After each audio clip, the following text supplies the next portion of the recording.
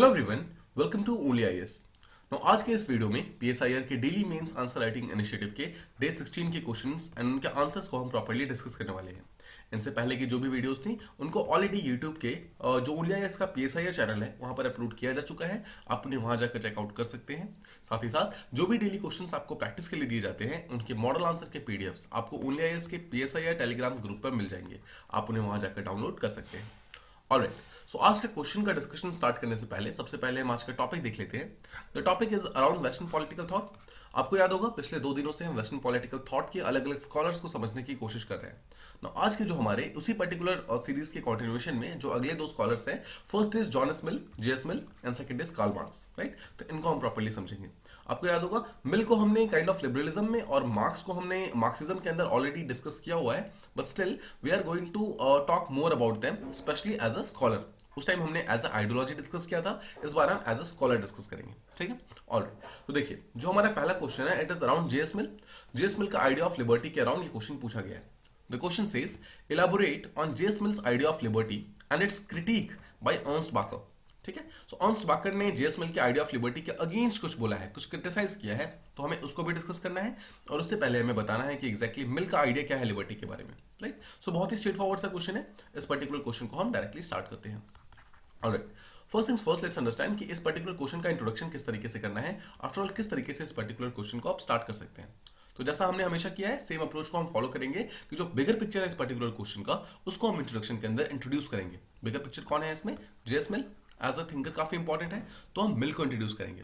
आप बता सकते हैं कि जो मिल की सबसे इंपॉर्टेंट वैल्यू थी कि वो लिबर्टी को काइंड ऑफ काफी ज्यादा इंपॉर्टेंस देते थे। वो लिबर्टी के बारे में बोलते थे। वो चाहते थे कि जो सोसाइटी है, सोसाइटी के हर एक एस्पेक्ट के अंदर काइंड ऑफ लिबर्टी की वैल्यू जो है वो काइंड ऑफ प्रोमिनेंट हो जाए। हर पर्सन को लिबर्टी की वैल्यू यहाँ पर मिले, लिबर्टी का बेनिफिट मिले। अब देखिए लिबर्टी को आगे बढ़ाने के लिए वो 2 मेन चीजों के ऊपर फोकस करते थे। एक था फ्रीडम, मतलब बोलते थे कि अगर आपको लिबर्टी किसी को प्रोवाइड करनी है तो सबसे पहले उनको फ्रीडम प्रोवाइड करो। और सेकंड था यूटिलिटेरियनिज्म। यूटिलिटेरियनिज्म मतलब कि किसी पर्सन की जो यूटिलिटी है, फिर जो उसका इंडिविजुअलिस्टिक नेचर है, उसके ऊपर भी काफी ज्यादा वो फोकस करते थे। तो जेएस मिल जो है वो आइडिया ऑफ लिबर्टी के लिए फ्रीडम और जो यूटिलिटेरियनिज्म का कंसेप्ट है उन दोनों के ऊपर काफी फोकस करते थे। तो सिंपल वर्ड्स में कह सकते हैं जेएस मिल जो था वो लिबर्टी को काफी ज्यादा एक कॉम्प्रिहेंसिव इसका जो डेफिनेशन है वो देना चाहते थे।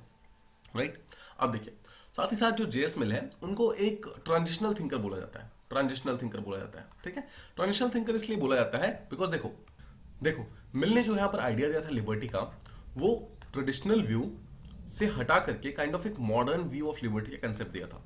मतलब कि जो ट्रेडिशनल व्यू था, मतलब जो पहले जो कंसेप्ट माना जाता था व्हाट इज लिबर्टी, और जो मॉडर्न कंसेप्ट था, उन दोनों के बीच का काइंड ऑफ जो आइडिया दिया था वो दिया था जेएस मिल ने। राइट, मतलब कि उसके अंदर कुछ एलिमेंट्स मॉडर्न लिबर्टी के थे, कुछ एलिमेंट्स वहां पे ट्रांजिशनल जो ट्रेडिशनल लिबर्टी के थे। इसलिए जेएस मिल को एक ट्रांजिशनल थिंकर बोला जाता है, specially in the field of liberty. Right, साथ ही साथ जेएस मिल को एक इनकंसिस्टेंट थिंकर बोला जाता है। इनकंसिस्टेंट थिंकर मतलब क्यों कंसिस्टेंट नहीं थे अपनी बातों को लेकर, क्यों बोला जाता है उसको हम थोड़ी देर बाद एक हार्म प्रिंसिपल डिस्कस करेंगे आगे जाकर। हार्म प्रिंसिपल जिसके ऊपर एक्चुअली अर्नस्ट बाकर का एक क्रिटिसिज्म आता है, उस टाइम में हम समझेंगे कि आफ्टर ऑल जेएस मिल को इनकंसिस्टेंट क्यों बोला जाता था। ठीक है, सो बट आई होप आप ये चीजें समझ गए प्रॉपर्ली कि क्या थी जो मिल को हम इंट्रोड्यूस किस तरीके से कर सकते हैं। हम उनको एक चैंपियन ऑफ लिबर्टी बोल सकते हैं कि लिबर्टी को आगे बढ़ाने के लिए उन्होंने फ्रीडम और यूटिलिटेरियनिज्म का जो कंसेप्ट है उस चीज को प्रमोट किया था, किस तरीके से उन्होंने उन चीजों को आगे बढ़ाया था, और इस तरीके से आप अपने आंसर को इंट्रोड्यूस कर सकते हैं। राइट, अब देखो अब जो हम बॉडी के अंदर आते हैं, अब आपको थोड़ा सा कॉम्प्रिहेंसिव होना है। अब आपको मिल के बारे में थोड़ी सी चीजें और बतानी है। आपको बतानी है कि जो जेएस मिल है, जेएस मिल एक पहले पर्सन आते हैं जो कि लिबर्टी के ऊपर एक कंप्लीट थ्योरी प्रोवाइड करते हैं। कंप्लीट थ्योरी मतलब वो सब कुछ बताते हैं कि लिबर्टी को किस तरीके से एक्सप्लेन कर सकते हैं, लिबर्टी को किस तरीके से अचीव कर सकते हैं, सब कुछ बताते हैं। अब देखो अब ये जो लिबर्टी का कंसेप्ट था इनका, वो काफी हद तक इंस्पायर्ड था जेरेमी बेंथम से। जेरेमी बेंथम जो थे उन्होंने एक कंसेप्ट दिया था यूटिलिटेरियनिज्म का, यूटिलिटेरियनिज्म का कंसेप्ट दिया था। ठीक है, और इसी यूटिलिटेरियनिज्म के कंसेप्ट से प्रभावित होकर इसके अंदर कुछ मॉडिफिकेशंस करके जो जेएस मिल है वो अपनी कंप्लीट थ्योरी ऑफ जो लिबर्टी है वो प्रोवाइड करते हैं। तो देखो मिल क्या बोलते हैं, मिल बोलते हैं कि जब भी हम बात करेंगे इसके बारे में, लिबर्टी के बारे में, तो हमारे पास दोनों ही चीजें होनी चाहिए, क्वांटिटी भी और क्वालिटी भी। मतलब quantity of liberty is also important and quality of liberty जो है वो भी इंपॉर्टेंट है। तो यहां पर अब देखो, तो यहां पर एक कंप्लीट थ्योरी का मतलब क्या है कि वो सिर्फ किसी एक स्फीयर के बारे में बात नहीं कर रहे हैं, रादर वो quantity plus quality of liberty दोनों ही चीजों को इक्वली स्ट्रेस दे रहे हैं, दोनों ही चीजों को आगे बढ़ाने की कोशिश कर रहे हैं। सेकेंड चीज कंप्लीट थ्योरी कैसे, बिकॉज देखो जेएस मिल क्या करते हैं, पहले के जो भी थिंकर्स थे जैसे कि हॉब्स हो गए, हॉब्स भी लिबर्टी के बारे में बात करते हैं, जेरेमी बेंथम जो है वो भी लिबर्टी के बारे में बात करते हैं। तो इन्हें आप ट्रेडिशनल लिबरल स्कॉलर्स बोल सकते हैं। ये लोग क्या बोलते हैं, ये लोग बोलते हैं कि जो लिबर्टी है वो बेसिकली इकोनॉमिक सेंस में होना चाहिए, यानी कि इकोनॉमिक लिबर्टी के ऊपर फोकस करते हैं ये लोग। हॉब्स, जेरेमी बेंथम ये सब बोलते हैं कि इकोनॉमिक लिबर्टी के ऊपर सबसे ज्यादा फोकस करना चाहिए। लेकिन जब मिल आते हैं तो मिल बोलते हैं कि देखो इकोनॉमिक लिबर्टी तो इंपॉर्टेंट है, ठीक है, बट उसके साथ साथ में सोशल लिबर्टी, पॉलिटिकल लिबर्टी, इसको आप कंबाइन करके सोशियो पॉलिटिकल लिबर्टी कह सकते हैं। तो मिल का कहना यह है कि सिर्फ और सिर्फ आप इकोनॉमिक लिबर्टी देकर ये नहीं बोल सकते कि आपने किसी एक पर्टिकुलर पर्सन को लिबर्टी प्रोवाइड कर दी, बिकॉज लिबर्टी जो है वो सिर्फ और सिर्फ इकोनॉमिक सेंस में नहीं होता है। मतलब अगर कोई पर्सन पैसे के मामले में, मनी के मामले में, इकोनॉमी के मामले में लिबरल है, तो सिर्फ उसका मतलब नहीं कि उसके पास लिबर्टी है, रादर उसको सोशल सेंस में, उसको पॉलिटिकल सेंस में, उसको एवरी सिंगल स्फीयर के अंदर आपको लिबर्टी प्रोवाइड करनी होगी। Only then a particular person can actually get proper liberty. इसलिए मिल की थ्योरी को कंप्लीट थ्योरी कहा जाता है, बिकॉज वो सिर्फ किसी एक एंगल के बारे में बात नहीं कर रहे हैं, रादर वो एवरी सिंगल एंगल के बारे में बात कर रहे हैं। ठीक है, अब देखो अपने कंसेप्ट ऑफ लिबर्टी को एक्सप्लेन करते टाइम एक जो सबसे इंपॉर्टेंट चीज का यूज करते हैं जेएस मिल, वो करते हैं कि हर एक पर्सन के पास freedom of speech and expression होना चाहिए। मतलब freedom of speech and expression को काफी ज्यादा इंपॉर्टेंस देते हैं। वो कहते हैं कि किसी भी पर्टिकुलर पर्सन की पर्सनैलिटी या फिर लिबर्टी या फिर उसके कैरेक्टर को अगर मुझे शेप करना है, उसको कैरेक्टर को अगर मुझे आगे बढ़ाना है, डेवलप करना है, तो उसके लिए सबसे इंपॉर्टेंट चीज जो है वो है freedom of speech and expression. मतलब कि सिंपल शब्दों में समझे, अगर मैंने किसी एक पर्टिकुलर पर्सन को इकोनॉमिक लिबर्टी तो दे दी बट उसको मैंने फ्रीडम ऑफ स्पीच नहीं दिया, मतलब उसको मैंने बोलने का हक नहीं दिया, तो काइंड ऑफ एक तो मैं उस पर्टिकुलर पर्सन के साथ गलत कर रहा हूं, उस पर्सन को प्रॉपर लिबर्टी नहीं दे रहा हूं, साथ ही साथ जो स्टेट है, स्टेट के साथ भी गलत कर रहा हूं, बिकॉज अपनी स्टेट जो है अपने टोटल पोटेंशियल तक कभी पहुंच ही नहीं पाएगा। स्टेट की जो कैपेबिलिटी है, स्टेट उस कैपेबिलिटी तक पहुंच नहीं पाएगा, राइट। तो यहां पर जो जेएस मिल है वो एक स्टेटमेंट देते हैं, वो बोलते हैं कि कभी भी कोई पर्टिकुलर स्टेट जो है वो अपने लोगों को दबा करके, मतलब ड्वार्फ करके या फिर उनकी आवाजों को साइलेंस करके कभी आगे नहीं बढ़ सकता। मतलब कि अगर एक पर्टिकुलर पर्सन जो कि स्टेट के अगेंस्ट कुछ बोलना चाहता है, स्टेट को क्रिटिसाइज करना चाहता है, और स्टेट अगर उसे क्रिटिसाइज करने से मना कर दे, स्टेट अगर उसे दबा दे, तो शायद वो स्टेट कभी भी आगे नहीं बढ़ पाएगा, राइट। तो इस तरीके से मिल का कहना यह है कि अगर स्टेट को डेवलप होना है, स्टेट को एज अ इंस्टीट्यूशन डेवलप होना है, तो एक बहुत इंपॉर्टेंट फैक्टर वहां पर यह आता है कि आप वहां के जो लोग हैं, जो भी आपके सिटीजन्स हैं, उनको आप freedom of speech and expression दो, उनको आप बोलने दो, सिंपल वर्ड्स में उनको लिबर्टी दो, give them the liberty to say anything that they want to say, even if it is against the state. ठीक है, आई होप आप ये चीज समझ गए। तो यहां पर वो इंपॉर्टेंस देते हैं इंडिविजुअल्स को जो freedom of speech and expression मिलनी चाहिए, राइट। अब देखो यहां पर वो एक और कंसेप्ट लेकर आते हैं। देखो लोग, मतलब जो जेएस मिल है, जेएस मिल बोलते हैं कि जो लोग हैं वो कंबाइन होते हैं तब स्टेट फॉर्म होता है, राइट। मतलब peoples combine to form state. Simple शब्दों में समझे तो इंडिविजुअल्स को आप जो इंडिविजुअल लिबर्टी प्रोवाइड करोगे, हर एक पर्सन को जो अपनी इंडिविजुअल लिबर्टी प्रोवाइड करोगे, ये सब कंबाइन होकर स्टेट की लिबर्टी बनेगी आगे जाकर। ऐसा नहीं है कि स्टेट की liberty is going to be different from individual's liberty. तो यहां पर वो प्लेटो के साथ काफी हद तक सहमत है जब प्लेटो बोलते हैं कि state is individual writ large, right. तो मिल भी इस चीज को मानते हैं कि स्टेट क्या है, स्टेट एक्चुअली इंडिविजुअल से मिलकर ही बना हुआ है, राइट। तो इसीलिए वो यहां पर ये बोलते हैं कि देखो अगर आप इंडिविजुअल्स को ये पर्टिकुलर पावर दोगे, इंडिविजुअल्स को ये पर्टिकुलर चीजें प्रोवाइड करोगे, तो ऑटोमेटिकली आपका स्टेट जो है वो भी एक लिबरल स्टेट की तरफ आगे बढ़ेगा, आपका स्टेट जो है लिबरल थॉट उसकी तरफ आगे बढ़ेगा, राइट। आई होप आप ये चीज समझ गए। तो अगर कुछ स्टेटमेंट्स के अंदर मुझे जेएस मिल की कंसेप्ट ऑफ लिबर्टी को काइंड ऑफ समराइज करना हो, काइंड ऑफ डिफाइन करना हो, तो हम क्या कह सकते हैं। देखो हम कह सकते हैं कि अगर कोई पर्सन जो करना चाहता है, मतलब whatever he wants to do, अगर वो उसको कर पाए, मतलब he can act according to the wishes he wants to do, जो भी चीजें वो करना चाहता है वो कर पाए, पहली चीज तो हम कहेंगे कि वो लिबरल है। सेकेंड चीज, वो राइट टू एसोसिएशन फॉर्म कर पाए, मतलब वो जहां चाहे वहां पर एसोसिएशन फॉर्म कर पाए, ग्रुप ऑफ पीपल फॉर्म कराए, जिसके साथ चाहे उसके साथ लोग मिलकर के एक एसोसिएशन फॉर्म कर पाए, भले वो प्रो स्टेट हो या फिर अगेंस्ट स्टेट हो, फर्क नहीं पड़ता। बट द पॉइंट इज अगर ये सब चीजें फुलफिल हो रही हैं, तब हम कह सकते हैं कि एक पर्टिकुलर स्टेट जो है काइंड ऑफ लिबरल स्टेट है, राइट। अब देखो इसके अलावा जो क्वेश्चन का सेकंड पार्ट है अर्नस्ट बार्कर वाला, अर्नस्ट बार्कर का क्रिटिसिज्म क्यों आता है मिल के लिए, उसको समझने के लिए पहले हमें मिल का एक और दूसरा कंसेप्ट समझना पड़ेगा। और देखो मिल जब यहाँ पर लिबर्टी के बारे में बात करते हैं, तो मिल यहाँ पर लिबर्टी में एक चीज बोलते हैं कि there is a concept called as harm principle. Harm principle, तो हार्म प्रिंसिपल में क्या बोलते हैं, बोला जाता है कि मान लेते हैं कि दो पर्सन है, पीपल 1 एंड पीपल 2, ठीक है, मतलब दो पीपल है, पर्सन 1 एंड पर्सन 2। अब देखो जेएस मिल का कहना यह है किसी एक पर्सन की लिबर्टी को कंप्लीट करने के लिए, किसी एक पर्सन की लिबर्टी को कंप्लीट करने के लिए हमें यह ध्यान रखना होगा कि इस पर्सन की लिबर्टी सामने वाले पर्सन के लिए लिबर्टी ना लेने का रिस्ट्रिक्शन ना बने।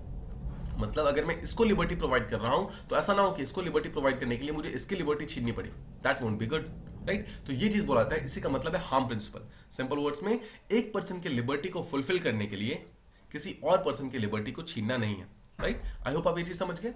इसके अलावा देखो, अगर अपनी लिबर्टी को आप छोड़ रहे हो यानी कि सेल्फ हार्म कर रहे हो तो उस चीज से कोई प्रॉब्लम नहीं है जेस मिल को। जेस मिल बोल रहे हैं सेल्फ हार्म करना है तो करो, लेकिन किसी और की लिबर्टी को मत छीनो, किसी और को इतना हार्म मत करो कि किसी और की लिबर्टी वहां पर छीन ली जाए, राइट। और ये जो ये जो प्रॉब्लम है हार्म प्रिंसिपल का, हार्म जो कंसेप्ट है, ये जो मिल है वो स्टेट को देते हैं, ये पावर स्टेट को देते हैं। सो क्या पावर है स्टेट के पास? स्टेट जो है वो चेक कर सकता है कि कोई पर्टिकुलर पर्सन अपनी लिबर्टी को यूज करते टाइम किसी और की लिबर्टी को नुकसान ना पहुंचाए। सिंपल शब्दों में देखो, इसको समझो। मिल का कहना ये है, मतलब मिल के कहने का मतलब ये है कि मान लेते हैं कि there is a person one, जैसे पर्सन वन, इसको राइट टू लाइफ है, राइट टू लाइफ, और पर्सन टू के पास भी राइट टू लाइफ है, राइट। सो अपनी राइट टू लाइफ को बचाने के लिए अगर ये पर्सन सामने वाले का मर्डर कर दे, मतलब मार डाले, तो अपना राइट टू लाइफ बचाने के लिए इसने दूसरे का राइट टू लाइफ तो छीन लिया। अपनी लिबर्टी को बचाने के लिए, अपनी लिबर्टी को सस्टेन करने के लिए इसने किसी और की लिबर्टी छीन ली, किसी और की पावर छीन ली, राइट। इसी चीज को यहाँ पर जो मिल है बता रहे हैं कि स्टेट के पास यहाँ पर पावर है। अगर वो ये देखता है कि कोई एक पर्सन यहाँ पर अपने लिबर्टी को बचाने के लिए किसी और पर्सन की लिबर्टी को छीन रहा है, तो स्टेट यहाँ पर इस पर्सन को पनिश कर सकता है, इस पर्टिकुलर पर्सन के अगेंस्ट में काम कर सकता है, और इस पर्टिकुलर पर्सन की जो लिबर्टी है इसे छीन सकता है। तो इसका जो लिबर्टी टू मूवमेंट, जो इसका राइट टू मूवमेंट है वो बंद कर देगा। कैसे? इसको जेल में डालकर, राइट। फिर इसका जो राइट टू बेसिकली फ्रीडम है वो बंद कर देगा, इसको जेल में डालकर, राइट। तो इस तरीके से स्टेट के पास एक पावर है कि वो लिबर्टी रोक सकता है किसी ऐसे पर्सन की जो अपनी लिबर्टी के चक्कर में किसी और की लिबर्टी को छीन रहा है। This is called as harm principle. अब देखिए, यहीं पर हमारे क्वेश्चन का एक्चुअली सेकंड पार्ट स्टार्ट होता है। अर्न्स्ट बार्कर नाम के एक स्कॉलर आते हैं, अर्न्स्ट बार्कर एक्चुअली इसी चीज को वो क्रिटिसाइज करते हैं, राइट। देखो, जो अर्न्स्ट बार्कर है, उनका यही कहना है कि जो जेएस मिल ने जो हार्म प्रिंसिपल का जो कंसेप्ट दिया है, हार्म प्रिंसिपल, देखो कंसेप्ट तो ठीक है, इसमें कोई प्रॉब्लम नहीं है, लेकिन हार्म प्रिंसिपल जो आगे जाकर एक टूल की तरह काम कर सकता है किसी भी स्टेट के लिए, कि वो स्टेट जो है किसी भी पर्टिकुलर पर्सन को रोकने के लिए, रिस्ट्रिक्ट करने के लिए, वो इस हार्म प्रिंसिपल का मिसयूज कर सकता है। बिकॉज देखो, हमने स्टेट को पावर क्या दी थी कि अगर पर्सन वन पर्सन टू की लिबर्टी छीने अपनी लिबर्टी बचाने के लिए, तब जाकर उसको वो करना है, मतलब तब जाकर उसको पनिश करना है।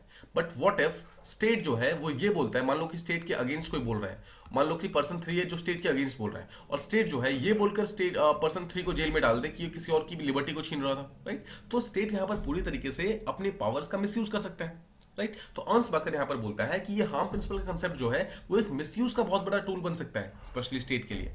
तो इस चीज का सही इस्तेमाल स्टेट नहीं करेगा, इसलिए अर्न्स्ट बार्कर यहां पर सामने आते हैं और अर्न्स्ट बार्कर बोलते हैं कि जो जेएस मिल है, जेएस मिल जो है, उनको बोलते हैं कि पहली चीज तो he is a profit of empty liberty, he is a profit of empty liberty, ठीक है।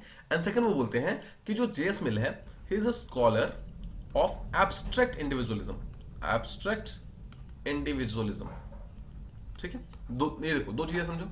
जेएस मिल का कहना यह है कि पहली बात तो ये प्रॉफिट है, जेएस मिल जो है प्रॉफिट है एम्प्टी लिबर्टी का, और सेकंड चीज वो एक स्कॉलर है एब्स्ट्रैक्ट इंडिविजुअलिज्म का, राइट। तो देखो, इन चीज को समझते हैं। यही एक्चुअली क्वेश्चन का सेकंड पार्ट का मेन डिमांड है कि हमें समझाना है कि आफ्टर ऑल अर्न्स्ट बार्कर का क्रिटिसिज्म क्या है जेएस मिल के लिए। तो देखो, सबसे पहली चीज समझो, लेट्स अंडरस्टैंड कि एग्जैक्टली जेएस मिल को प्रॉफिट ऑफ एम्प्टी लिबर्टी क्यों बोला जाता है, और second scholar of abstract individualism क्यों बोला जाता है। तो पहला कीवर्ड है प्रॉफिट। सो आफ्टर ऑल क्यों अर्न्स्ट बार्कर मिल को प्रॉफिट बोलते हैं? देखो, प्रॉफिट बोलने का मेन रीजन ये है कि जेएस मिल ने लिबर्टी के लिए बहुत ज्यादा रीजनिंग दी है, मतलब काफी सारा ऐसे इंपॉर्टेंट आर्गुमेंट्स दिए हैं कि क्यों आफ्टर ऑल लिबर्टी होनी चाहिए। साथ ही साथ उन्होंने लिबर्टी से रिलेटेड जितने भी राइट्स वगैरह दिए हैं लोगों को, वो काफी इंपॉर्टेंट है, इसलिए बोला जाता है कि ये प्रॉफिट है, मतलब काफी इंपॉर्टेंट चीज है, राइट। इसलिए बोला जाता है कि जेएस मिल जो है ये प्रॉफिट है। बट सेकंड, साथ ही साथ ये बोला जाता है कि वो एम्प्टी लिबर्टी है। एम्प्टी लिबर्टी क्यों? बिकॉज देखो, लिबर्टी दी तो है, बट इतनी सारी रिस्ट्रिक्शंस लगा दी हैं कि मैं अपनी लिबर्टी को लेकर कुछ और कर ही नहीं सकता अगर सामने वाले की लिबर्टी उससे वायलेट हो रही है। तो हो सकता है कि मैं कुछ भी करने जाऊं, उसमें सामने वाले की लिबर्टी वायलेट हो जाए। तो रिस्ट्रिक्शंस काइंड ऑफ अनलिमिटेड है, राइट। इसलिए बोला जाता है अर्न्स्ट बार्कर के द्वारा कि जेएस मिल जो है प्रॉफिट तो है, मतलब कि उन्होंने लिबर्टी तो काफी दी है, लेकिन एम्प्टी लिबर्टी है बिकॉज उसके ऊपर रिस्ट्रिक्शंस बहुत ज्यादा लगा दिए गए। राइट, पहली चीज तो। सेकंड चीज, एम्प्टी इसलिए बोला जा रहा है, जैसा हमने डिस्कस किया कि जो लिबर्टी का कंसेप्ट है, लिबर्टी का मिसयूज हुआ है कि नहीं हुआ है, इसके तो बहुत सारे इंटरप्रिटेशंस होते हैं। तो स्टेट जो है इसको मिसयूज कर सकता है अपने फायदे के लिए, राइट। तो इस चीज के लिए भी इनको एम्प्टी लिबरलिज्म बोला जा रहा है, बिकॉज काइंड ऑफ प्रॉफिट बोलकर इन्होंने काफी सारा रीजनिंग दिया, लेकिन एम्प्टी बोल करके उन्होंने इसका रिस्ट्रिक्शन लगा दिए। बहुत सारे ऐसे ऐसे जगह छोड़ दी जहां पर इंटरप्रिटेशन बहुत ज्यादा हो सकता है, राइट। तो इसलिए स्टेट के इंटरवेंशन का एक बहुत बड़ा स्कोप जो है वो यहां पर इसने स्टेट ने जो है यानी कि मिल ने छोड़ दिया इसके बीच में, इसलिए उनको प्रॉफिट ऑफ एम्प्टी लिबर्टी बोला जा रहा है। अब देखो जो सेकंड कीवर्ड है that is regarding abstract individualism. After all क्यों अर्न्स्ट बार्कर इनको एब्स्ट्रैक्ट इंडिविजुअलिस्ट बोलते हैं? तो देखो एब्स्ट्रैक्ट इंडिविजुअलिस्ट बोलने का मेन मकसद ये है, बिकॉज देखो एक पर्टिकुलर इंडिविजुअल क्या कभी भी खुद से अकेले से रह सकता है? इंडिविजुअल्स हमेशा सोसाइटी के अंदर रहते हैं। तो सोसाइटी के अंदर रहने के कारण एक इंडिविजुअल का जो अपना इंटरेस्ट होता है वो कहीं ना कहीं सोसाइटल इंटरेस्ट से भी लिंक होता है। तो क्या हमें कह सकते हैं कि मेरा जो खुद का इंटरेस्ट है, मेरी जो खुद की लिबर्टी है, वो कभी सामने वाले की लिबर्टी के साथ कोइंसाइड नहीं करेगी, राइट। देखो ध्यान से समझो, मान लो कि एक पर्टिकुलर पर्सन है, अगर वो पर्टिकुलर पर्सन कोई भी एक्शन करता है तो क्या गारंटी है कि सामने वाले के ऊपर उसकी कोई भी कॉन्सिक्वेंसेस नहीं आएंगे, राइट। तो यहां पर जो अर्न्स्ट बार्कर है उनका बोलना ये है कि देखो ये तो बहुत ही ज्यादा काइंड ऑफ एक एब्स्ट्रैक्ट या फिर वेग स्टेटमेंट हो गया। वेग स्टेटमेंट हो गया, सीधा सा मतलब ये है कि मैं कुछ भी करूंगा, कोई भी एक्शन लूंगा वो सामने वाले पे डेफिनेटली कोई ना कोई इंपैक्ट करेगा। तो क्या हर एक चीज मेरी आप बंद कर दोगे? क्या आप मुझे कुछ भी करने से रिस्ट्रिक्ट मतलब काइंड ऑफ रिस्ट्रिक्ट कर दोगे, राइट। मैं यहाँ पर कहीं ना कहीं वॉक करने भी जाऊंगा तो भी शायद किसी के हो सकता है कि लॉन का जो ग्रास है वो यहाँ पर खराब हो जाए, राइट। तो यही तो उसकी लिबर्टी खराब हो रही है। मैं तो यहाँ पर सिंपल वॉक करने निकला था बट वहां पर उसके लॉन का ग्रास खराब हो गया, राइट। तो क्या इस चीज के लिए आप मेरा मूवमेंट बंद कर दोगे? क्या आप मेरा फ्रीडम ऑफ मूवमेंट यहाँ पर पूरी तरीके से बंद कर दोगे, राइट। अगर जस्ट सपोज कि मैं किसी को कुछ बोल रहा हूँ, I am using my freedom of speech and expression, and if someone feels bad, तो क्या मेरा freedom of speech and expression बंद हो जाएगा बिकॉज सामने वाले की लिबर्टी यहाँ पर वायलेट हो रही है, राइट। तो इस तरीके से अर्न्स्ट बार्कर के द्वारा बोला जाता है ये चीज जो है वो बहुत ज्यादा वाइडर इंटरप्रिटेशन के लिए ओपन है। मतलब कुछ मतलब डेफिनेशन ही नहीं है कि एग्जैक्टली हार्म प्रिंसिपल कहां पे जाकर बंद होगा, मतलब किस लेवल पे सामने वाले को हार्म नहीं करना है। मतलब अगर मैं अपनी लिबर्टी को यूज कर रहा हूं तो कितने लिबर्टी किस हद तक मैं सामने वाले की लिबर्टी को वायलेट कर सकता हूं, किस हद तक मैं लिबर्टी को वायलेट नहीं कर सकता हूं। आफ्टर ऑल कब वो टाइम आएगा जब ये पर्सन की लिबर्टी जो है वो वायलेटेड मानी जाएगी, राइट। इन सब चीजों के ऊपर जो इंटरप्रिटेशन है वो बहुत ही ज्यादा वाइड है। इसलिए अर्न्स्ट बार्कर बोलते हैं कि जो पर्सन है, जो जेएस मिल है, वो एक प्रॉफिट तो है बट एम्प्टी लिबर्टी प्रोवाइड करता है। साथ ही साथ एक स्कॉलर है जो कि एब्स्ट्रैक्ट इंडिविजुअलिज्म को लगातार फॉलो कर रहा है, राइट। तो इस तरीके से अर्न्स्ट बार्कर ने काइंड ऑफ क्रिटिसाइज किया है जेएस मिल को। सो आई होप आप यहाँ पर दोनों चीजें समझ गए। पहली चीज तो हमने जो जेएस मिल के जो थॉट्स ऑन लिबर्टी थे उसको हमने समझा, और सेकंड हमने अर्न्स्ट बार्कर का जो क्रिटिसिज्म था जो हमारे क्वेश्चन के अंदर पूछा गया था उसको हमने प्रॉपर्ली समझने की कोशिश की। We try to understand it कि एज टू किस तरीके से आफ्टर ऑल आप जेएस मिल को इस पर्टिकुलर क्वेश्चन के अंदर लिख सकते थे, राइट। देखो फाइनली आप ये बता सकते हो कि आफ्टर ऑल इस आंसर के एंड में क्या लिखना है, कंक्लूजन में क्या लिखना है, उसको आंसर को एंड कैसे करना है। तो देखो आपको याद होगा हमने स्टार्टिंग में एक वर्ड यूज किया था कि जो मिल है वो एक बहुत ही अनकंसिस्टेंट थिंकर है, इनकंसिस्टेंट थिंकर है। आफ्टर ऑल इनकंसिस्टेंट थिंकर क्यों है मिस, जो मिल है वो क्यों थिंकर है? बिकॉज देखो ध्यान से समझो कि एक तरफ तो वो इंडिविजुअलिज्म के बारे में बात कर रहे हैं, वो एक तरफ इंडिविजुअल्स को लिबर्टी देने के बारे में बात कर रहे हैं, बट वो किसी और लिबर्टी को प्रोटेक्ट मतलब किसी और पर्सन की लिबर्टी को प्रोटेक्ट करने के लिए इस पर्सन की लिबर्टी को कहीं ना कहीं रोक भी दे रहे हैं, राइट। तो काफी सारी इनकंसिस्टेंसीज है यहाँ पर इनके थॉट स्ट्रक्चर में, जो भी ये बिलीफ सिस्टम है उस पर्टिकुलर चीज में, राइट। तो आप यहाँ पर अपने आंसर के एंड में ये बता सकते हैं कि देखो बहुत सारी इनकंसिस्टेंट हो सकती है, लेकिन इनकी जो कॉन्ट्रीब्यूशन है जेएस मिल का हमारी सोसाइटी के लिए, लिबर्टी को हमारे यहाँ पे बढ़ाने के लिए, स्पेशली जो आर्टिकल 19 हमारे कॉन्स्टिट्यूशन के अंदर है वो भी आर्टिकल इसी के बारे में बात करता है, राइट। तो इन सब चीजों के अंदर ये शो होता है कि लिबर्टी का जो मेन चैंपियन है वो एक्चुअली जेएस मिल ही है। वो लिबर्टी के बारे में काफी सारी ऐसी चीजें बताते हैं, लिबर्टी को एक्सप्लेन करने के लिए, लिबर्टी को रैशनलाइज करने के लिए वो काफी सारे ऐसे इंपॉर्टेंट आर्गुमेंट्स देते हैं जो कि अभी के टाइम में ऑलमोस्ट एवरी सिंगल सोसाइटी में, स्पेशली लिबरल सोसाइटीज में काफी ज्यादा स्ट्रांगली बिलीव किया जाता है या फिर यूज किया जाता है, राइट। तो इस तरीके से आपको अपने आंसर मेंशन करना है। देखो लास्ट में आप एक स्टेटमेंट ये भी लिख सकते हो कि इट इज ऑफन सेड, मतलब बहुत सारे सेंटेंसेस ऐसे कहा जाते हैं that if anyone is truly liberal, if anyone is truly liberal it is JS Mill, ठीक है। मैं बोला था अगर कोई एक पर्सन है जो कि ट्रूली लिबरल है तो वो जेएस मिल है, बिकॉज लिबरलिज्म के बारे में इतने डिटेल में किसी और स्कॉलर ने बात नहीं की है जितने डिटेल में जेएस मिल ने बात की है, राइट। सो ये था हमारा डिस्कशन एंड अप्रोच जो कि हमने समझा क्वेश्चन नंबर 1 का। We try to understand as to किस तरीके से इस पर्टिकुलर क्वेश्चन को हम अप्रोच कर सकते थे। Now let's talk about the second question कि सेकंड क्वेश्चन क्या है आज का। देखिए सेकंड क्वेश्चन जो है वो कार्ल मार्क्स से रिलेटेड है, तो समझते हैं। सेकंड क्वेश्चन बोलता है that the basic cause of revolution according to Karl Marx is the disjunction that arises between relations of production and the means of production, और उसको क्रिटिकली एनालाइज करना है, ठीक, क्रिटिकली एग्जामिन करना है। ऑलराइट, सो क्वेश्चन क्या बोलते हैं? तो क्वेश्चन सेज, देखो कार्ल मार्क्स का आप जानते हो, कार्ल मार्क्स का जो इकोनॉमिक स्ट्रक्चर का थ्योरी है, इकोनॉमिक स्ट्रक्चर के थ्योरी के अंदर क्या होता है, दो डिफरेंट क्लासेस होती है, haves and have not. Have के पास सब कुछ है यानी कि रिच क्लास है, हैव के पास, हैव नॉट के पास कुछ नहीं यानी कि पुअर या फिर वर्किंग क्लास है। सो कार्ल मार्क्स का थ्योरी ये है कि जस्ट बिकॉज रिच क्लास जो है वो ऊपर है, इसलिए वो अपने आप को मतलब ऊपर रखता है, यानी कि ऑपरेस करता है जो स्मॉलर सेक्शन है, वर्कर सेक्शन है, और वर्कर सेक्शन जो है उनको लगातार ऑपरेस किया जा रहा है काफी दिनों से, उनको प्रॉपर राइट्स वगैरह नहीं दिए जा रहे हैं। सो वर्कर क्लास जो है उनको एक दिन कॉन्शियसनेस आएगी, मतलब उनको ये चीजें पता चलेंगी, and they will do a revolution against this जो हैव क्लासेस है, यानी कि हैव नॉट क्लास जो है वो हैव क्लास के अगेंस्ट में एक रेवोल्यूशन करेगा, एक फाइट करेगा, और हैव क्लासेस को पावर से ओवरथ्रो कर देगा और खुद पावर में बैठ जाएगा। तो इस रेवोल्यूशन के बारे में बात करते हैं जो कार्ल मार्क्स है वो। तो क्वेश्चन यहां पर बोला जा रहा है कि जो इस पर्टिकुलर रेवोल्यूशन का जो बेसिक कॉज है, the basic cause of this revolution according to Karl Marx is disjunction. Disjunction का मतलब डिस्पैरिटी या फिर डिसिमिलैरिटी, मतलब समथिंग दैट इज डिफरेंट, कुछ चीजें जो कि अलग है। तो कुछ चीजें अलग है जो कि अराइज होती हैं between the relation of production and the means of production, right. So relation of production क्या होता है और मीन्स ऑफ प्रोडक्शन क्या होता है, हम उसे समझ लेते हैं। तो पहली चीज, तो रिलेशन ऑफ प्रोडक्शन का सीधा सा मतलब है capitalist class and working class. Simple शब्दों में समझो, देखो जब भी आपको प्रोडक्शन करना है, जब भी आपको प्रोडक्शन करना है, कुछ भी चीजें आपको आगे बढ़ानी है, राइट, तो देखो क्या क्या चीजें हैं जो कि इंपॉर्टेंट होता है कि सबसे ऊपर कौन है जो कि पैसा लगा रहा है, तो ऑब्वियसली रिच क्लास जो होती है, जो हैव क्लासेस हैं वो है।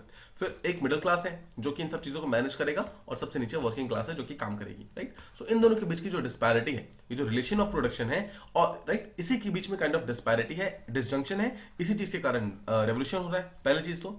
और सेकंड चीज बोला जो मीन्स ऑफ प्रोडक्शन है, मीन्स ऑफ प्रोडक्शन मतलब जो अलग अलग तरीके इस्तेमाल किए जा रहे हैं प्रोडक्शन करने के लिए, इसके अंदर भी कहीं ना कहीं काफी सारी डिसिमिलैरिटीज हैं, काफी डिस्टिंक्शंस है, राइट। तो यही चीज यहाँ पर बोला जा रहा है कि मार्क्स के अकॉर्डिंग जो ये रेवोल्यूशन होता है उसका मेन रीजन ये दोनों चीजें हैं, रिलेशन ऑफ प्रोडक्शन और मीन्स ऑफ प्रोडक्शन के बीच में एक डिस्टिंक्शन होना, एक प्रॉपर काइंड ऑफ सिंक्रोनाइजेशन ना होना, एक प्रॉपर सिंक ना होना, इसके कारण काइंड ऑफ प्रॉब्लम बनती है, ठीक है। सो आई होप आप यहाँ पर मेन क्वेश्चन है वो समझ गए, इसी को हमें क्रिटिकली एग्जामिन करना है। ऑलराइट, अब देखिए सबसे पहले हम क्वेश्चन का इंट्रोडक्शन समझते हैं, इस पर्टिकुलर क्वेश्चन को आप किस तरीके से इंट्रोड्यूस कर सकते हैं।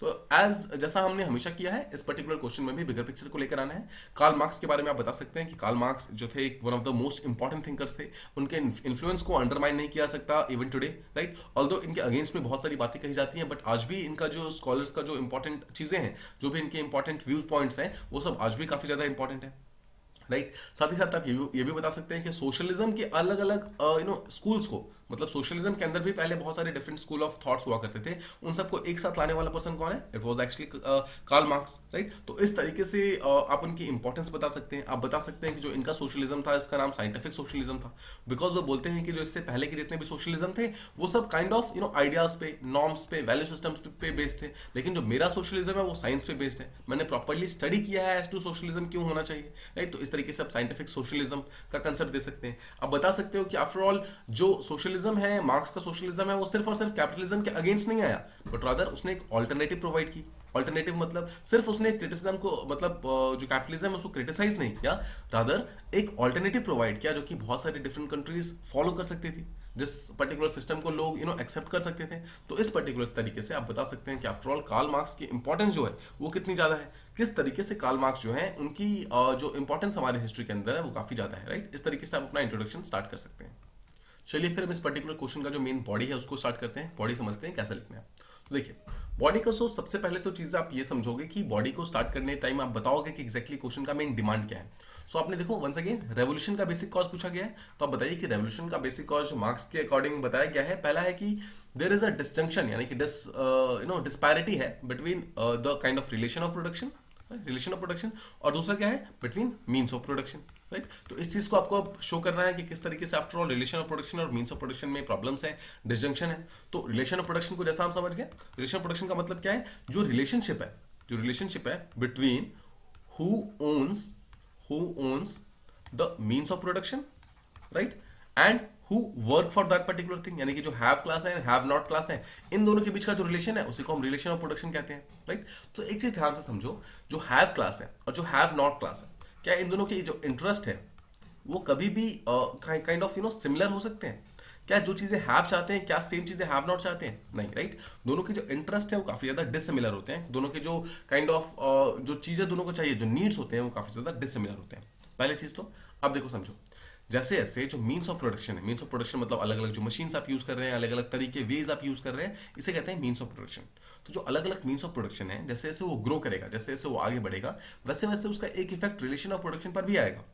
फॉर एग्जाम्पल मान लेते हैं कि एक इंडस्ट्री है, जैसे suppose there is a industry, ठीक है, और इस इंडस्ट्री को चलाने के लिए फॉर एग्जाम्पल 100 वर्कर्स लगते हैं। तो एक पर्टिकुलर टाइम पे इस पर्टिकुलर इंडस्ट्री के अंदर टोटल 100 लोग काम कर रहे हैं, ठीक है, तो यानी 100 लोगों को यहाँ पर काइंड ऑफ एम्प्लॉयमेंट मिल रहा है। तो यहाँ पर जो रिलेशन है, जो रिलेशन ऑफ प्रोडक्शन है वो क्या है, जो मिल ओनर है, जो मिल ओनर है उसका एक रिलेशन है किसके साथ, 100 वर्कर्स के साथ, ठीक है। सो दोनों मान लो कि सही तरीके से काम कर रहे हैं। अब मान लेते हैं कि इस पर्टिकुलर मिल वर्कर को, जो मिल ओनर है, सॉरी मिल ओनर को यहाँ पर एक मशीन के बारे में मालूम चलता है, और ये मशीन जो है एक साथ में 10 लोगों का काम कर सकती है, ठीक है। सो ये जो पर्सन है वो क्या करता है, ऐसी 3 मशीन्स लेकर आता है मान लो, और यहाँ पर 3 मशीन्स लगा देता है, ठीक है, अपने इंडस्ट्री के अंदर। सो अगर वो 3 मशीन्स लगा रहा है, यानी कि 3 मशीन्स मतलब कि 30 लोगों का काम तो ये मशीन कर ले रही है। अब इस पर्टिकुलर जो मिल है इसके अंदर सिर्फ 70 वर्कर्स काम करेंगे, और बाकी जो 30 लोग हैं वो अनएम्प्लॉयड हो जाएंगे, इस पर्टिकुलर मिल से हट जाएंगे, उनका काम कौन करेगा, मशीन करेगा। सो अब यहाँ पर क्या हुआ, जो रिलेशन ऑफ प्रोडक्शन पहले जो मिल ओनर का 100 लोगों के साथ था, वो अब बाकी जो 30 लोग थे जिनको हटा दिया गया उनके साथ उनका रिलेशन खराब हो जाएगा, राइट। इस तरीके से जो रिलेशन ऑफ प्रोडक्शन है वो लगातार चेंज होता रहता है, जैसे जैसे मीन्स ऑफ प्रोडक्शन चेंज होता है। जैसा हमने देखा, मीन्स ऑफ प्रोडक्शन जैसे चेंज हुआ, मशीन जैसे चेंज हुआ, वैसे रिलेशन ऑफ प्रोडक्शन भी यहाँ पे खराब हो गया, राइट। जो रिलेशन ऑफ प्रोडक्शन था वो भी काइंड ऑफ चेंज हो गया। और एक चीज आपको समझनी है, जो सोसाइटी है उसमें जो मीन्स ऑफ प्रोडक्शन है और जो रिलेशन ऑफ प्रोडक्शन है वो कभी भी काइंड ऑफ हमेशा सिमिलर नहीं होते, हमेशा डिसिमिलर होते हैं। जो रिलेशन ऑफ प्रोडक्शन होता है वो हमेशा सिंक में नहीं रहता है, राइट। मतलब हमेशा अलग अलग तरीके से मीन्स ऑफ प्रोडक्शन या फिर जो प्रोडक्शन प्रोसेस है उस तरीके से चलता रहता है। तो देखो, मार्क्स का जो थ्योरी है, मार्क्स के थ्योरी के हिसाब से जो सोसाइटी होती है वो 6 डिफरेंट रिलेशन ऑफ प्रोडक्शन के फेजेस से निकलती है। मतलब कि आफ्टर ऑल देखो, रिलेशन ऑफ प्रोडक्शन को सीधे शब्दों में समझो तो सोसाइटी का जो अपर क्लास है और जो लोअर क्लास है, इन दोनों के बीच का जो रिलेशन है उसे कहते हैं रिलेशन ऑफ प्रोडक्शन। बिकॉज देखो, प्रोडक्शन तो हमारा मेन एम है, तो प्रोडक्शन को अगर आप समझो, जो अपर क्लास है वो प्रोडक्शन करवाता है, जो लोअर क्लास है वो प्रोडक्शन करता है ना। तो देखो यही चीज है कि जो काइंड ऑफ जो प्रोडक्शन का जो पीरियड है उसमें अपर क्लास और लोअर क्लास के बीच का रिलेशन समझना, दैट इज मोस्ट इंपॉर्टेंट। और जो कार्ल मार्क्स है वो 6 डिफरेंट यहाँ पर स्टेजेस बताते हैं, बोलते हैं कि 6 डिफरेंट स्टेजेस के थ्रू ये पर्टिकुलर प्रोडक्शन के रिलेशन को हम समझ सकते हैं। तो बोलते हैं कि सबसे पहले बिगनिंग में जो फेज था उसे कहते हैं primitive communism. Primitive communism, communism मतलब स्टार्टिंग के टाइम में जब सब कुछ सोसाइटी का हुआ करता था, सब कुछ कम्युनिटी का हुआ करता था, इंडिविजुअल्स ने अपनी राइट टू प्रॉपर्टी को एस्टैब्लिश नहीं किया था। और ये प्रिमिटिव टाइम की बात कर रहे हैं, मतलब एंशिएंट टाइम की बात कर रहे हैं, राइट। पहली चीज, धीरे धीरे क्या होता है, धीरे धीरे मास्टर्स एंड स्लेव का कंसेप्ट है, जहां पर कुछ लोगों ने अपनी अपनी अथॉरिटी को यहाँ पर एस्टैब्लिश करना स्टार्ट कर दिया, तो एक स्लेव सोसाइटी फॉर्म होनी स्टार्ट हुई, जहां पर मास्टर्स एंड स्लेव का कंसेप्ट आता है। मतलब कि जब कम्युनिज्म था, कम्युनिज्म से हट करके अब स्लेव सोसाइटी आ चुका है, मतलब कुछ लोगों ने पावर अपने हाथों में काइंड ऑफ कंसंट्रेट कर लिया, ठीक है। अभी पावर कंसंट्रेशन और ज्यादा बढ़ेगा और ये फ्यूडलिज्म में कन्वर्ट हो जाएगा। फ्यूडलिज्म मतलब अब मास्टर और जो स्लेव का कंसेप्ट है वो और ज्यादा बढ़ गया है, स्लेव सोसाइटी का जो कंसेप्ट है वो और ज्यादा बढ़ गया है, बहुत सारे अब मास्टर्स और बहुत सारे स्लेव्स का काइंड ऑफ इमर्ज होना स्टार्ट हुआ है। फिर अब जाते हैं, फ्यूडलिज्म को ब्रेक करके कौन आता है, लिबरलिज्म स्कूल ऑफ थॉट। और लिबरल स्कूल ऑफ थॉट क्या इमर्ज करता है, कैपिटलिज्म, राइट। तो कैपिटलिज्म आता है यहाँ पर, राइट। तो कैपिटलिज्म यहाँ पर इमर्ज हुआ। उसके बाद बोलते हैं कैपिटलिज्म की जितनी भी प्रॉब्लम्स वगैरह थी, कैपिटलिज्म के प्रॉब्लम्स के कारण एक नया स्कूल ऑफ थॉट आता है, जैसे कहते हैं सोशलिज्म, राइट। सोशलिज्म में वंस अगेन जो जितने भी रिसोर्सेज थे वो सबके सब स्टेट के पास आने स्टार्ट हुए, जो प्राइमरी जो मेन मतलब जो भी पावर सेंटर्स हैं उनके पास कंसंट्रेट होने स्टार्ट हुए। एंड फाइनली जो 6th स्टेट है, जो आएगा, जो फ्यूचर में आएगा, या फिर आप ये कह सकते हैं जो आ चुका है, वो है ग्लोबल लेवल का या फिर स्टेटलेस कम्युनिज्म। मतलब वंस अगेन सारी की सारी पावर्स कम्युनिटी के पास आ जाएगी। जब वो बोलते हैं जिस टाइम में वर्कर क्लास मतलब रेवोल्यूशन करेगा, जब मतलब प्रोटेस्ट करेगा, उस टाइम में फिर से एक बार कम्युनिज्म फिर से आ जाएगा, राइट। तो ये 6 डिफरेंट रिलेशन ऑफ स्टेट जो है वो यहाँ पर जो मार्क्स है वो बताते हैं यहाँ पर। तो क्या आप इस पर्टिकुलर 6 डिफरेंट स्टेजेस को समझ पाए यहाँ पर? फिर देखिए, सबसे पहले प्रिमिटिव कम्युनिज्म था, स्टार्टिंग में जब कम्युनिटी के पास सारे के सारे रिसोर्सेज कम्युनिटी के टाइम में हुआ करता था। सब एंशिएंट टाइम से मान लो, एंशिएंट टाइम में जब हमारे पास प्रॉपर्टी, राइट टू प्रॉपर्टी वाला कंसेप्ट नहीं आया था, उस टाइम सब लोग साथ में रहते थे, जो भी उस टाइम मैन थे वो लोग साथ में रहते थे, और ये प्रिमिटिव टाइम्स था। फिर धीरे धीरे स्लेव सोसाइटी का फॉर्मेशन होता है, फिर फ्यूडलिज्म आता है, फ्यूडलिज्म को ब्रेक करके कैपिटलिज्म आता है, कैपिटलिज्म को ब्रेक करके मार्क्स बोलते हैं सोशलिज्म आएगा, और सोशलिज्म को ब्रेक करके फिर से कम्युनिज्म आ जाएगा, राइट। तो इस तरीके से जो अलग अलग तरीके हैं, अलग अलग जो रिलेशन ऑफ प्रोडक्शन है वो ओवर टाइम चेंज होते रहते हैं। नाउ चेंज होने के पीछे सबसे बड़ा रीजन क्या है कि इन सब में धीरे धीरे means of production kind of change हो रहा है। मीन्स ऑफ प्रोडक्शन देखो, स्टार्टिंग में जो मीन्स ऑफ प्रोडक्शन था वो डिफरेंट था, स्लेव सोसाइटी के अंदर मीन्स ऑफ प्रोडक्शन था वो डिफरेंट था, फ्यूडलिज्म में डिफरेंट था, काइंड ऑफ कैपिटलिज्म में डिफरेंट है, सोशलिज्म में डिफरेंट होगा और कम्युनिज्म में भी टोटली डिफरेंट होगा, ऐसा मार्क्स का कहना है। राइट, तो इस तरीके से मार्क्स बोलते हैं जो रिलेशन ऑफ प्रोडक्शन है वो लगातार चेंज होता रहेगा, और चेंज होने के पीछे सबसे बड़ा रीजन ये है कि जो अपर क्लास है और जो लोअर क्लास है, इन दोनों के बीच का जो काइंड ऑफ दोनों के बीच का जो रिलेशन है, दोनों के बीच के जो खुद के इंटरेस्ट वगैरह है वो आपस में कभी भी मैच नहीं करते, रादर दोनों इंटरेस्ट हमेशा एक दूसरे से अलग रहते हैं। राइट, दोनों ही इंटरेस्ट, जो कैपिटलिस्ट क्लास और जो वर्कर क्लास है, दोनों के इंटरेस्ट हमेशा एक दूसरे से अलग रहते हैं, इसलिए लगातार ये जो रिलेशन ऑफ प्रोडक्शन है वो इवॉल्व होता रहेगा, वो लगातार चेंज होता रहेगा। और यही चीज एक्चुअली मार्क्स जो है, कार्ल मार्क्स जो है, वो अपने रिलेशन ऑफ प्रोडक्शन के अंदर समझाने की कोशिश कर रहे हैं। तो यहाँ पर जो बेसिकली मार्क्स है वो ये बोलते हैं कि बिकॉज देखो सोसाइटी जो है वो डिफरेंट क्लासेस के अंदर डिवाइडेड है। राइट, तो अलग अलग क्लासेस के अंदर तो सिंपल सी बात है, क्लासेस है तो क्लास स्ट्रगल भी होगा। राइट, और अगर क्लास स्ट्रगल है सो ऑब्वियस आप जानते हो लगातार क्लास स्ट्रगल होगा, तो इसका मतलब है कि जो लोअर क्लास है उनका लगातार एक्सप्लॉयटेशन हो रहा है। राइट, अगर लोअर क्लास का एक्सप्लॉयटेशन हो रहा है इसका मतलब है कि धीरे धीरे वो लोग अपने आप को शायद बचाने के लिए प्रोटेस्ट करेंगे, रेवोल्यूशन करेंगे, फिर से यहाँ पर क्लास स्ट्रगल हो रहा है। राइट, सो क्लास स्ट्रगल जो एक ऐसी चीज है जो कि काइंड ऑफ इनएविटेबल है अगर क्लास डिफरेंस हुआ, तो मतलब अगर दो डिफरेंट क्लासेस हैं तो इन दोनों के बीच में डिफरेंसेस जो है, दोनों के बीच में स्ट्रगल जो है वो होगा ही होगा। इसलिए बोले जाते हैं कि जब भी दो डिफरेंट रिलेशन ऑफ प्रोडक्शन वाला टाइम आएगा, रिलेशन ऑफ प्रोडक्शन अगर दो डिफरेंट है तो उन दोनों के बीच में प्रॉब्लम्स होगी ही होगी। राइट, जैसे जैसे क्लास स्ट्रगल वैसे मतलब बढ़ेगा, वैसे वैसे जो रिलेशन ऑफ प्रोडक्शन है उसके बीच में काइंड ऑफ एंटागोनिज्म जो है, प्रॉब्लम्स है, वो और ज्यादा इंक्रीज होंगी।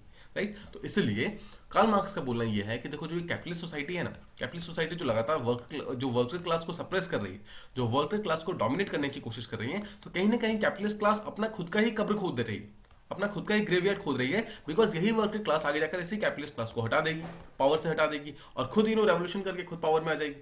राइट, सो अगर आप ध्यान से देखो तो ये पावर थ्रो जो है, पावर स्ट्रगल जो है, रिप्लेसिंग ऑफ पावर जो है, क्या आप ये समझ सकते हैं कि काइंड ऑफ ये स्ट्रगल ऑफ द फिटेस्ट की बात कर रहे हैं, स्ट्रगल ऑफ द फिटेस्ट की बात कर रहे हैं। राइट, अगर आप ध्यान समझो तो ये स्ट्रगल फॉर एग्जिस्टेंस की बात कर रहे हैं कार्ल मार्क्स जो है, और ये सब कंसेप्ट जो है वो चीज कार्ल मार्क्स जो इंस्पायर्ड थे वो थे चार्ल्स डार्विन के द्वारा।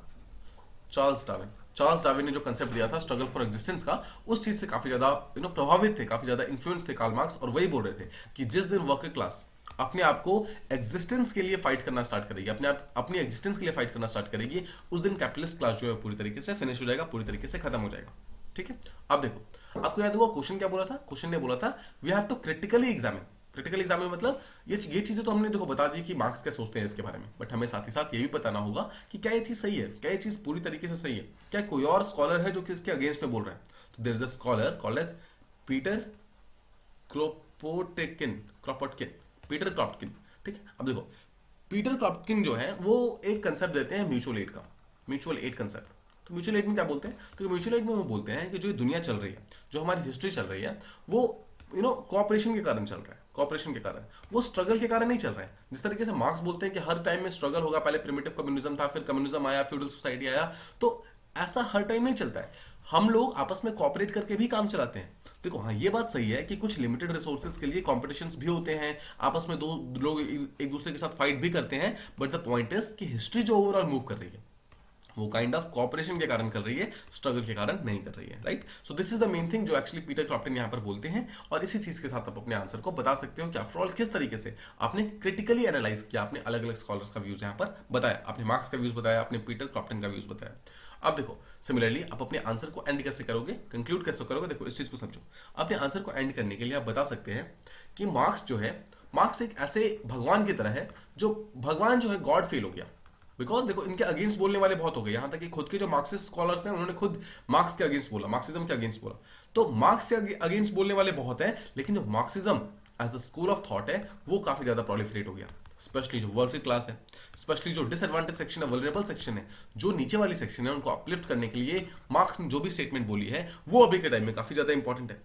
यहां तक कि आप ये कह सकते हैं कि मार्क्सिज्म पूरी तरीके से फेल नहीं हुआ है, बिकॉज बहुत सारे स्टेट जो है, गवर्नमेंट है, वो अभी भी मार्क्सिज्म स्कूल ऑफ थॉट को फॉलो करते हैं, ताकि जो डिसएडवांटेज सेक्शन है उनको अपलिफ्ट किया जा सके, जो वल्नरेबल सेक्शन है उनको अपलिफ्ट कर सके। राइट, तो हम ये शो कर सकते हैं कि मार्क्सिज्म के जो स्कूल ऑफ थॉट है उनको आप यूज कर सकते हो किसी भी पर्टिकुलर प्रॉब्लम, किसी भी पर्टिकुलर सोसाइटी की प्रॉब्लम्स को समझने के लिए, किसी पर्टिकुलर सोसाइटी के डिविजन्स को समझने के लिए, आफ्टर ऑल किसी पर्टिकुलर सोसाइटी में डिविजन्स होते क्यों है, उसके रीजंस को समझने के लिए, इन सब चीजों के लिए आप मार्क्सिज्म को आज भी इस्तेमाल कर सकते हो, मार्क्सिज्म को आज भी समझ सकते हो, and Marxism will still not disappoint you. I hope आप मार्क्सिज्म के ऊपर और जो मिल के ऊपर जो हमने क्वेश्चन डिस्कस किया था, दोनों चीजों को प्रॉपर्ली समझ गए। This was all discussion from my side today. Thank you so much for listening. See you in the next one.